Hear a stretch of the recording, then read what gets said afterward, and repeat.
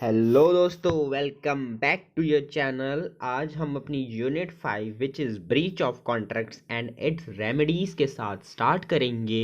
ये हमारा 5th lecture होने वाला है। हम आपके एक्ट नंबर 1 का which is the Indian contract act 1872। अभी तक हमने 4 यूनिट्स कंप्लीट कर ली हैं, ठीक है, जो कि हमारी लास्ट थी परफॉर्मेंस ऑफ अ कॉन्ट्रैक्ट। अब हम स्टार्ट करते हैं यूनिट नंबर 5 के साथ। Let's start.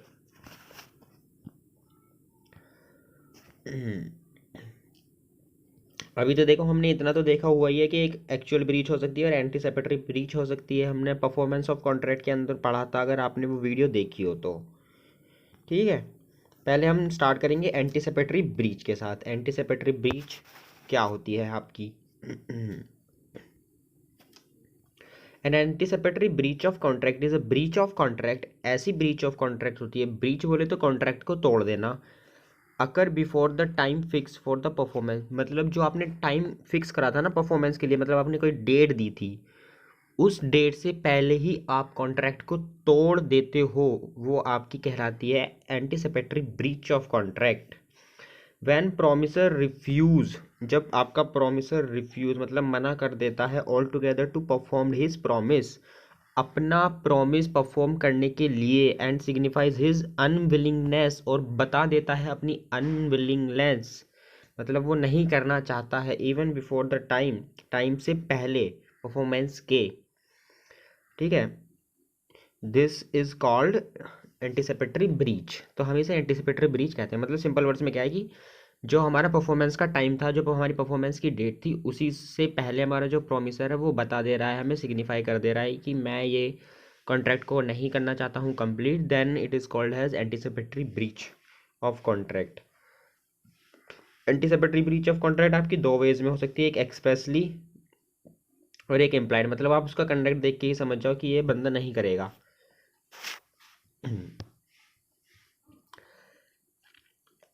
अब हमारे पास है section number 37 which is none but anticipatory breach of contract. वो आप देख लेंगे, दोबारा रिपीट करने में कोई फ़ायदा नहीं है। इफेक्ट्स ऑफ एंटीसिपेटरी ब्रीच, क्या इफेक्ट्स होते हैं? When promise is excused from the performance और further performance, further he get an option. तो आपको दो ऑप्शंस मिलते हैं इसके अंदर, which is to take to to either treat the contract has rescinded, या तो आप कॉन्ट्रैक्ट को हैज रिसाइंड मतलब रिसाइंड मान लो कि कैंसिल मान लो, and sue the other party for damages, और दूसरी पार्टी पर आप केस कर दो डैमेजेस के लिए। From the breach of immediately without waiting, आप बिना वेट करें कि हमारी ड्यू डेट जब आएगी हम तब वेट करेंगे, या फिर आप दूसरा केस क्या है कि आप वेट कर सकते हो। आप एकदम से रिसाइन मत करो और ट्रीट करो कॉन्ट्रैक्ट के कि हाँ वो अभी भी ऑपरेटिव है, और वेट करो आप टाइम का, मतलब डेट का टाइम करो परफॉर्मेंस की, और होल्ड करो अदर पार्टी को responsible for the consequences of the non performance. उसके बाद आप दूसरी पार्टी को होल्ड कर सकते हो कि आप रिस्पॉन्सिबल हो नॉन परफॉर्मेंस के लिए। बट इस केस में क्या होगा कि he will keep the contract alive, आपने कॉन्ट्रैक्ट अलाइव कर रखा है for the benefit of the other party as well as his own, अपने लिए भी और दूसरे के लिए भी benefit, and the guilty party. और इस टाइम जो गिल्टी पार्टी होगी, अगर वो डिसाइड कर लेते हैं कि हाँ मैं इसे अब कंटिन्यू करना चाहता हूँ, may still perform his part of the contract and can also take advantage, तो वो अपना पार्ट अभी भी कर सकता होगा कॉन्ट्रैक्ट का और एडवांटेज ले लेगा, ठीक है, किसी सुपरविनिंग इम्पॉसिबिलिटी की, जैसे कि वो इंसॉल्वेंट हो जाए, उसके डेथ हो जाए, कुछ भी हो जाए उसकी, फिर उसे एडवांटेज मिल जाएगी, आप उससे डैमेजेस नहीं क्लेम कर पाओगे। विच में have effect of discharging the contract, जिससे क्या होगा कि आपका कॉन्ट्रैक्ट डिस्चार्ज हो जाएगा, और अगर आपने कोई पैसे दिए तो वो तो आपको मिल जाएंगे, पर you can not claim for damages then. तो आपके लिए फ़ायदेमंद क्या होगा कि अगर आपको किसी का देख के ही लग रहा है बिहेवियर कि हाँ ये काम को पूरा नहीं करेगा, देन आप एंटीसिपेटरी ब्रीच फॉलो करो और ड्यू डेट आने से पहले ही उसके ऊपर करो case for damages. Actual breach of contract में क्या है कि in contrast to an anticipatory breach, मतलब बिल्कुल अपोजिट है आपका एंटीसिपेटरी ब्रीच का। It is a case of refusal of performance, यहाँ पर आपने परफॉर्म करने के लिए मना कर दिया है प्रॉमिस को शेड्यूल डेट पर, मतलब जिस दिन डेट आ गई है तब। The party to a lawful contract are bound to perform, जो एक लॉफुल कॉन्ट्रैक्ट के लिए जो पार्टीज होती हैं वो बाउंड होती हैं परफॉर्म करने के लिए कॉन्ट्रैक्ट को, अपने मतलब रेस्पेक्टिव प्रॉमिसेस को but when one of the party break the contract by refusing to perform his promise he said to have committed a breach. पर जब उनमें से कोई एक पार्टी बोल देती है कि मैं अपना पार्ट नहीं करने वाला हूँ कॉन्ट्रैक्ट का, तब हम उसे ब्रीच मान लेते हैं। In that case the other party to contract in that case the other party to the contract obtain a right of action against the one। इसमें आपको राइट ऑफ एक्शन मिल जाता है उस पार्टी के अगेंस्ट में जिसने रिफ्यूज़ मतलब मना करा है अपने प्रॉमिस को परफॉर्म करने के लिए। Actual breach of contract may be committed. आपकी एक्चुअल ब्रीच भी दो टाइप से हो सकती है, eight the time and the performance of the contract is due. या तो तब हो सकती है जब आपकी जो परफॉर्मेंस ऑफ कॉन्ट्रैक्ट है वो ड्यू हुई है मतलब उस पार्टिकुलर डेट पर, या ड्यूरिंग द परफॉर्मेंस मतलब आप परफॉर्मेंस कर रहे हो उसके दौरान भी ये हो सकती है। इसे हम देख लेते हैं। आइए, actual breach of contract also occur when during the time of the performance of the contract one party fail to refuse to perform his obligation under the express और इम्प्लाइड एक्ट। इसमें क्या हो सकता है कि जैसे कोई बंदा आपके घर मालिश वगैरह करने आपने बुलाया है और आप उसे बीच में रोक देते हो मालिश करने से, तब आपकी वो हैज़ अ ब्रीच बोली जाएगी during the performance of the contract. Remedies क्या रहती हैं अब, मतलब क्या क्या आपको मिलेंगी सुविधाएं। आप इसमें कर सकते हो शूट फॉर डैमेजेस, रिसेशन कर सकते हो कॉन्ट्रैक्ट का मतलब उसे मतलब क्या कर सकते हो कैंसिल कर सकते हो। Shoot for specific performance, specific performance का मतलब क्या है कि आप मुझे वो ही काम करके दो जो कॉन्ट्रैक्ट के अंदर लिखा हुआ है। शूट फॉर इंजंक्शन, आप रुकवा सकते हो। And then suit for quantum meruit. Quantum meruit का मतलब क्या होता है कि आप डिज़ायरेबल क्या है डिज़ायरेबल कंडीशंस डिमांड करते हो। ठीक है, स्टार्ट करते हैं हम अपने फर्स्ट के साथ which is suit for damages.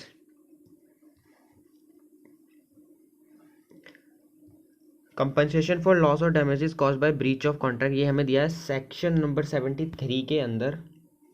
When a contract has been broken the party suffers by such a breach is entitled to receive from the party who has broken the contract। जब contract टूटता है किसी party को कुछ सफ़र कराया है उसने, ठीक है ना, from the party who has broken the contract, जिस पार्टी ने ब्रीच करी है ब्रोक करा है कॉन्ट्रैक्ट को, कंपनसेशन फॉर लॉसेज और damages caused by him thereby which naturally arose in usual course of things such breach or which the party knew when they made the contract to be likely to from it breach या फिर from breach of it। तो इसमें इन्होंने क्या बोला है कि अगर कॉन्ट्रैक्ट आपका टूटता है, ठीक है, और जिस पार्टी ने तोड़ा है वो कंपनसेट करेगी दूसरी पार्टी को, ठीक है ना, उन लॉसेस के लिए, उन डैमेजेस के लिए जो नेचुरली अरोज होने वाले थे कॉन्ट्रैक्ट के अंदर। और जब आप कॉन्ट्रैक्ट बना रहे थे तब भी आपको पता था कि ये चीज़ हो सकती है। Such compensation is not given for any remote और इनडायरेक्ट लॉसेस, ये आप किसी रिमोट या फिर इनडायरेक्ट लॉसेस के लिए नहीं देते हो, ठीक है, sustained by a reason of breach, सिर्फ नेचुरल ही दोगे आप। Compensation for failure to discharge obligations resembling those created by contract।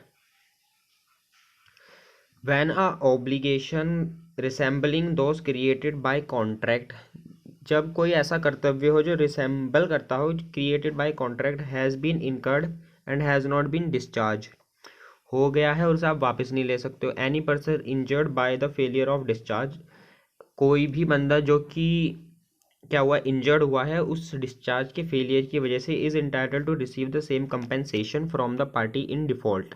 तो वो इंटाइटल बोले तो हकदार है कंपनसेशन लेने के लिए पार्टी इन डिफॉल्ट से, if such person had not contract to discharge, अगर उस पार्टी ने कॉन्ट्रैक्ट टू डिस्चार्ज नहीं करा है and had broken his contract, और अपना कॉन्ट्रैक्ट तोड़ दिया है। डिस्चार्ज बोले तो वापस ले लेना। देन आपको एक्सप्लेनेशन दी गई है। फिर हमारे पास है काइंड्स ऑफ डैमेजेस।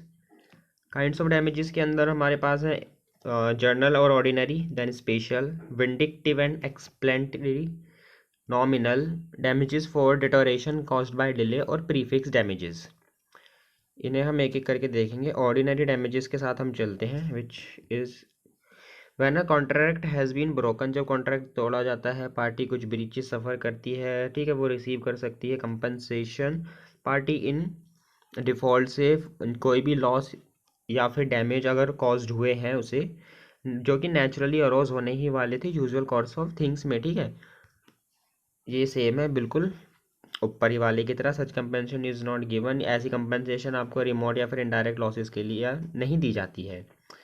इसमें हमारे पास एक केस है हैडले वर्सेस बैक्सेंडेल। फैक्ट्स पढ़ लेते हैं हम, आइए। The crankshaft of P flour mill had broken, मतलब पी के पास एक फ्लावर मिल है, उसका एक कोई पार्ट टूट गया है। He gives it to D, उसने वो डी को दे दिया, जो कि एक कॉमन कैरियर है, लेके जाता है। He who promise to deliver it to फिडिशनरी इन 2 डे, फंड्री को उसने बोला है कि मैं इसे 2 दिन में आपको डिलीवर कर दूंगा। New stop was to be made, क्योंकि नया बनाना है।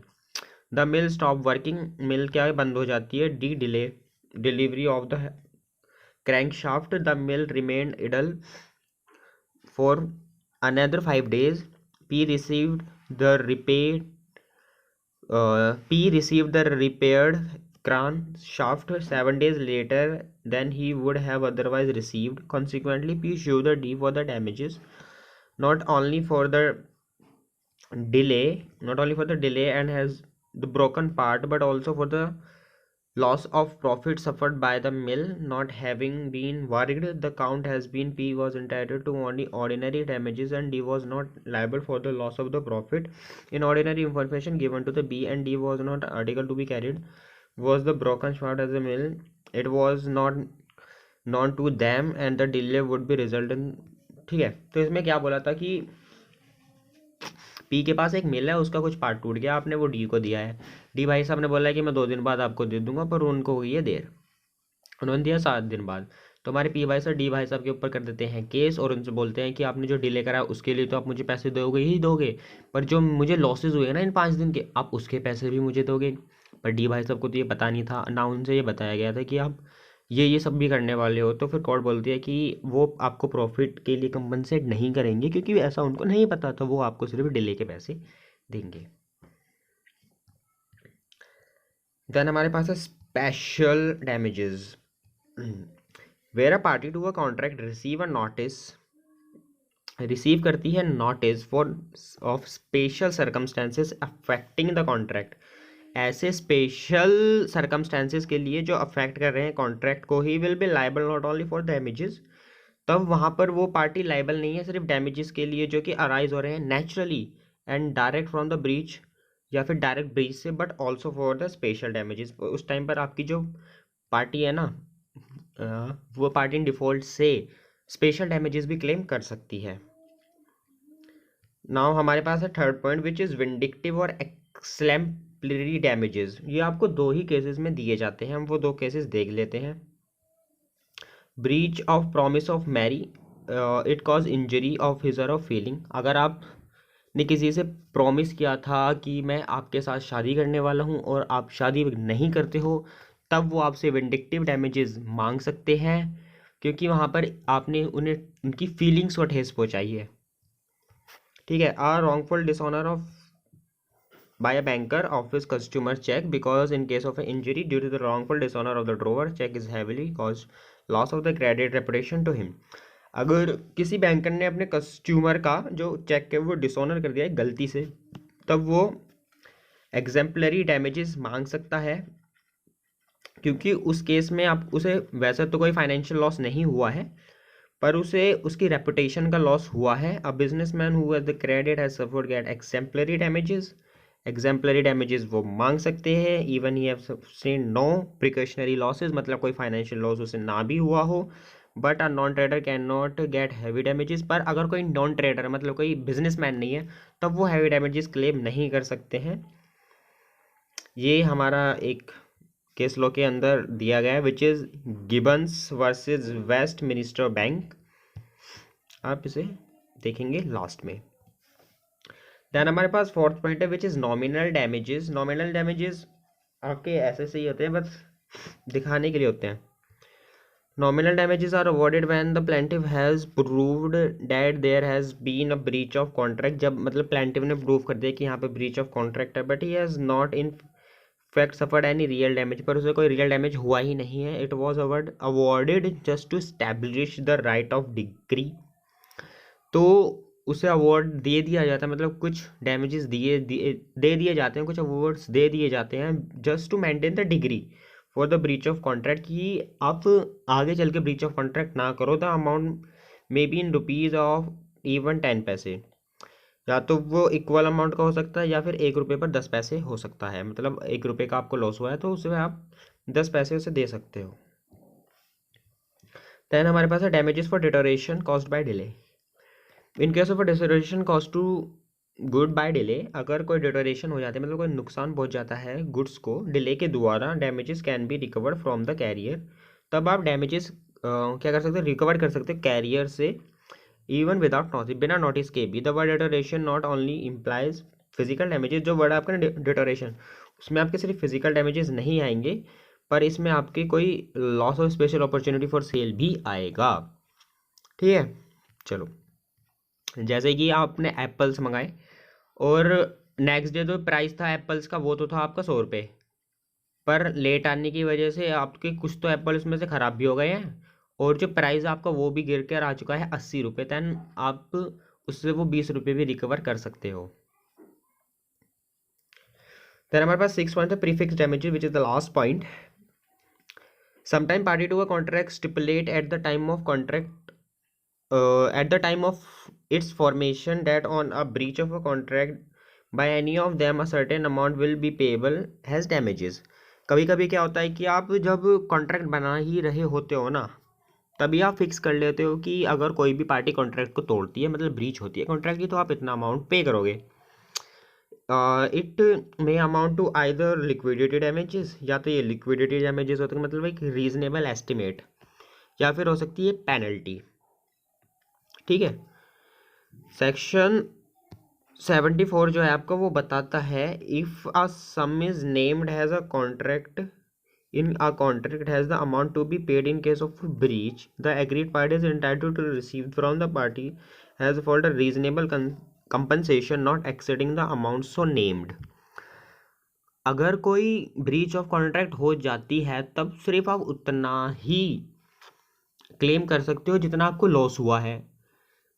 ठीक है, उससे ज़्यादा आप कर सकते हो पर उतने से ज़्यादा नहीं कर सकते जितना आपने उस कॉन्ट्रैक्ट के अंदर लिख कर दिया. मतलब एग्जांपल के लिए मान लो आपको हुआ 1000 रुपये का लॉस. ठीक है, आपने लिख कर रखा था कि हम 1200 तक कंपनसेट करेंगे अगर ब्रीच ऑफ कॉन्ट्रैक्ट होती है. देन इस केस में या तो आप 1200 तक भी डिमांड कर सकते हो या फिर 1000 तक डिमांड कर सकते हो, पर आप 1400 डिमांड या 1500 डिमांड नहीं कर सकते हो, क्योंकि वो ऐसा पेनल्टी है. 1200 भी पेनल्टी है पर वो दी जा सकती है. फिर हमें दिया गया है आपको explanation of penalty and liquidity damages section 74. देखो इंग्लिश लॉ के अंदर क्या बोला है कि the sums of fixed in the contract may be interpreted as a liquidity damages और पेनल्टी. जो आपका सम है ना ब्रीच ऑफ कॉन्ट्रैक्ट में जो आप दे रहे हो, या तो आप उसे इंटरप्रेट कर सकते हो ऐसा, मतलब बोल सकते हो लिक्विडिटी डैमेजेस, या फिर आप उसे पेनल्टी बोल सकते हो. पर मतलब हमारे इंडियन लॉ के अंदर क्या है कि हम इन्हें अलग अलग नहीं मानते हैं, हम लिक्विडिटी डैमेजेस और पेनल्टी को एक ही जैसा मानते हैं. Indian law make no distinction between penalty and liquidity damages, कोई भी डिस्टिंग्विश नहीं करता है. The court in India awarded only a reasonable compensation, जो आपकी कोर्ट है इंडिया के अंदर वो रीजनेबल कंपनसेशन देती है और उतने से ज़्यादा नहीं देती है जितना कि आपका कॉन्ट्रैक्ट के अंदर लिखा हुआ है fixed what the damages will be. The court will never allow मोर, उससे ज़्यादा नहीं देगी जितना आपने फिक्स करके ही रखा है. द कोर्ट विल, पर आप कोर्ट जो कि अलाउ कर सकती है लेस, उससे कम दिवा सकती है. जैसे मैंने आपको बताया कि आपने 1200 फिक्स कर रखा पर आपको 1000 मिल रहे हैं. A degree is to be pass only for a reasonable compensation, degree का मतलब होता है एक ऑर्डर, ऑर्डर सिर्फ रीजनेबल कंपनसेशन के लिए ही पास करा जाएगा. इतना ही लिखा हुआ है भाई, बस इससे ज़्यादा कुछ नहीं है। एक्सेप्शन दे रखी है, वो देखते हैं हमारी। एक्सेप्शन में क्या है कि where any person give any bond to the central और the state government for the performance of any public duty, जहाँ पर कोई पर्सन कोई बॉन्ड देता है किसी सेंट्रल या फिर स्टेट गवर्नमेंट को for the performance of any public duty, किसी पब्लिक ड्यूटी की परफॉर्मेंस के लिए, और एक्ट या फिर एक्ट की, in which the public are interested, जिसके अंदर पब्लिक इंटरेस्टेड है, on breach of the condition of any such instrument, अगर उसमें से किसी भी इंस्ट्रूमेंट की आप कंडीशन को ही ब्रेक कर देते हो, ही शैल बी लाइबल, तब आप लाइबल होगे पे करने के लिए whole amount mention therein, जितना भी अमाउंट आपने मेंशन करके रखा हुआ है। ए कॉन्ट्रैक्ट एग्जांपल देख लेते हैं। A contract with B if A practice has a surgeon in Kolkata, अगर A has a surgeon practice करेगा कोलकाता के अंदर, he will pay rupees B to 50,000। A practice as a surgeon at Kolkata and B is entitled to such compensation not exceeding 50,000 as a court consider reasonable. ठीक है, distinguish दिया गया है आपको between liquidity damages and penalty. देख लेते हैं भाई, आ जाओ। If the large some if the sum payable is so large as far it excess of the probable damages on breach, it is certain as a penalty। अगर आपका जो सम है ना, जो पेबल करना है, मतलब जो पे करना है आपको, समझ में बहुत ही ज़्यादा है, जितना आपको डैमेज भी नहीं हुआ है, तब आप उसे एज अ पेनल्टी बोलते हो। ठीक है, अगर if where the sum is express to be payable on a certain date and a further sum is in the event of default being made, मतलब कुछ तो आप सर्टेन डेट पर दे रहे हो और बाकी का बाद में दे रहे हो, लेटर सम को हम एज अ पेनल्टी मानेंगे। Made delay in payment unlikely cause to damages, क्योंकि आप लेट पेमेंट जो दे रहे हो वो डैमेजेस कॉज कर सकती हैं। Expression caused by the party is not final, the court में फाइंड आउट, जितना आप मतलब पार्टीज ने लिख दिया वो फाइनल नहीं होता है, कोर्ट फाइंड आउट करेगी कि कितना सम, मतलब जो आपने सम फिक्स करके रखा है कॉन्ट्रैक्ट के अंदर, वो ट्रू है, एज अ पेनल्टी है या फिर लिक्विडिटी डैमेजेस है। अगर जो सम है वो एक्स्ट्रावेंट है या फिर एक्सोर्बिटेंट है, the court will regard as a penalty and if the terms are liquidity damages to the contract. The essence of a penalty is payment of money stipulated thereon offering the party. The essence of the liquidated damage is a genuine pre-estimated time। मतलब इसमें क्या है कि अगर penalty की payment एक offending लगती है पार्टीज को, ठीक है, और जो एसेंस है मतलब लिक्विडेटेड डैमेजेस की, वो एक प्री एस्टिमेटेड डैमेजेस मतलब सही लगते हैं, उतने ही आप देना चाहते हो। इंग्लिश लॉ ने कोई डिस्टिंग्विश नहीं करा हुआ है, ठीक है, मतलब इंग्लिश लॉ ने डिस्टिंग्विश करा हुआ और इंडिया के अंदर कोई डिस्टिंग्विश नहीं होता है इनके बीच में। The court in India must ascertain the actual loss has reward, जो कोर्ट है इंडिया के अंदर वो सर्टेन करती है actual loss and award the same, और उतना ही पैसा आपको दिलाती है।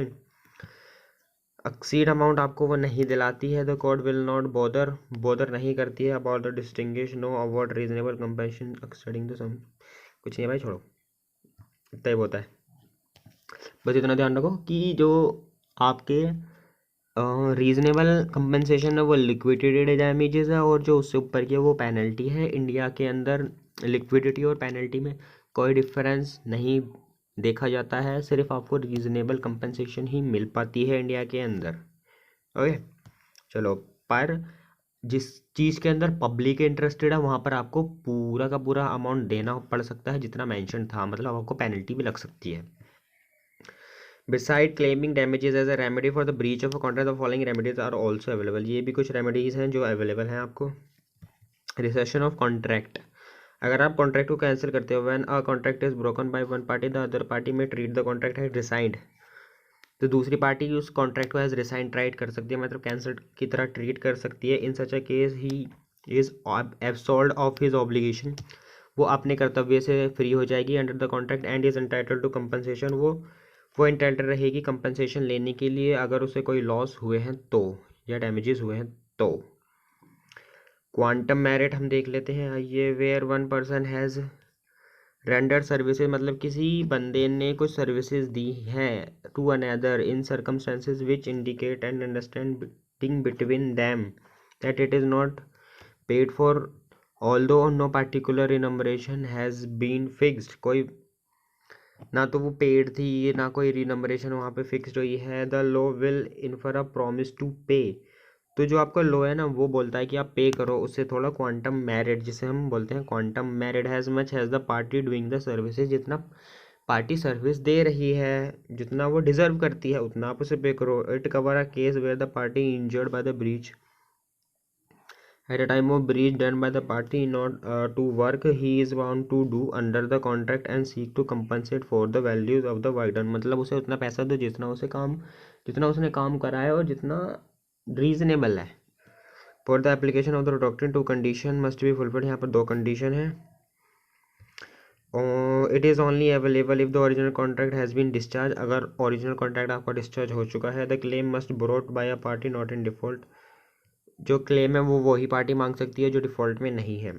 यहाँ पर ऑब्जेक्टिव क्या है? The object of allowing a claim on quantum meruit is to recompensate the party और a person of value of work. Quantum meruit का मतलब कि आपको रिकम्पनसेट करना है उस पार्टी या फिर पर्सन को जिसने कुछ काम करा है which has been done. Damages are compensatory in nature. जो डैमेजेस हैं वो कंपनसेटरी होते हैं नेचर में, पर जो क्वांटम मेरिट है वो रेस्टिट्यूटर होती है। It is but reasonable compensation awarded on implication of a contract to remunerate. एक रीजनेबल कंपनसेशन आप देते हो रीनम्बरेट करने के लिए। Where a person order only 12 बोतल of a whisky from a wine merchant. जहाँ पर किसी बंदे ने सिर्फ 12 बोतल विस्की ऑर्डर करी थी बट उसने रिसीव करी हैं 2 बोतल of brandy and the purchaser accept the rum. और परचेजर ने वो रख भी ली है, मतलब सिर्फ 2 बोतल उसके पास आई हैं वो भी ब्रांडी की, विस्की की वो नहीं आई हैं। The purchaser must repay a reasonable compensation for the brandy price. तो परचेजर को क्या करना चाहिए कि जो ब्रांडी की बोतलें हैं उनका पैसा तो वो पे करेगा ही। कुछ क्लेम्स हैं आपके पास क्वांटम मेरिट के लिए, देख लो अब। When an agreement is discover to be void. जब एग्रीमेंट वॉइड हो रहा हो या फिर कॉन्ट्रैक्ट आपको वॉइड हो गया हो। जब आपने कुछ चीज़ करी हो बिना किसी ग्रेट्यूटियसली इंटेंशन के, बिना किसी पैसे के इंटेंशन के। Where there is an express और implied contract to render services. कोई आपके कॉन्ट्रैक्ट था चाहे वो एक्सप्रेस था या इम्प्लाइड था सर्विसेज करने के लिए, but there is no agreement as to remuneration. पर सैलरी वगैरह के लिए, फीस वीस वगैरह के लिए कोई भी आपका कॉन्ट्रैक्ट नहीं था। वेयर वन पार्टी एबडॉन्स और refuse to perform the contract. जब एक पार्टी मना कर देती है कॉन्ट्रैक्ट को परफॉर्म करने के लिए। Where contract is divisible. जब कॉन्ट्रैक्ट अलग हो सकता है। And a party not in default. और जो पार्टी डिफ़ॉल्ट में नहीं है उसने इंजॉय करा है कोई बेनिफिट ऑफ परफॉर्मेंस। तब when an individual contract for a lump sum is completely performed but badly, the person who has performed the work can claim lump sum but the other party can make a deduction for the bad work। मतलब इसमें क्या है कि आपने कोई ऐसा काम करा है जिसे आप अलग नहीं कर सकते और उसको लिए आपने लमसम अमाउंट मांगा है, पर जिस पार्टी ने आपको परफॉर्म कराया ना वर्क वो उसने करा है बहुत ही ज़्यादा गंदे तरीके से। मतलब आपने किसी को पेंट करने के लिए दिया था वाइट, उसने वाइट पेंट तो कर दिया पर वो बहुत ज़्यादा गंदा दिख रहा है, सफाई से नहीं करा है। तब जो आप हो आप उसे कंपनसेट तो करोगे, मतलब पैसे तो दोगे, पर आप उसके बैड वर्क के लिए कुछ डिडक्शंस कर सकते हो। फिर हमारे पास suit for specific performance. Where damages are not an adequate remedy. जहाँ पर आपके जो डैमेजेस हैं वो एडुकेट नहीं होते हैं, मतलब काफ़ी नहीं पड़ते हैं। In case of a breach of a contract the court may be discretion on suit of for specific perform direct the party in breach. मतलब जिस पार्टी ने आपका कॉन्ट्रैक्ट तोड़ा था वो उससे ऑर्डर दे सकती है कि आप स्पेसिफिक परफॉर्मेंस करके दो to carry out his promise according to the terms of the contract, जैसा कि कॉन्ट्रैक्ट के अंदर आपने लिख कर दिया था। 5th पॉइंट है हमारे पास which is suit for injunction. अब where a party to a contract is negating the terms of the contract, मतलब जो टर्म्स है ना कॉन्ट्रैक्ट की उन्हें भूल रही है। द कोर्ट में by issuing an injunction order, या फिर उन्हें जो टर्म्स है कॉन्ट्रैक्ट की उन्हें उनका विरोध कर रही है, तो जो कोर्ट है वो ऑर्डर दे सकती है इंजक्शन का, restrain him from doing what he is promise not to do, और उसे रोक सकती है वो चीज़ करने से जो उसने प्रॉमिस करा था नहीं करने के लिए।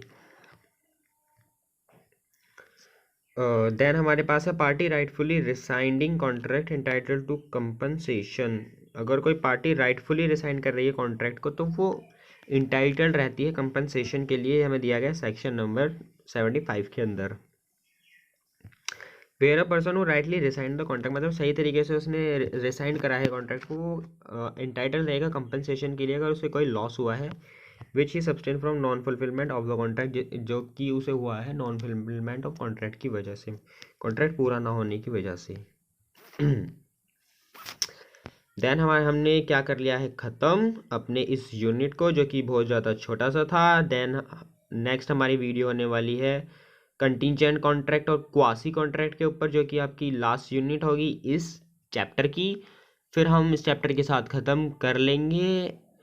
सो thank you to such a grateful audience, and please भाई सब्सक्राइब कर दें अगर आपने यहाँ तक देखा है तो, अगर आपको अच्छा लग रहा है तो। थैंक यू, मिलते हैं नेक्स्ट वीडियो में।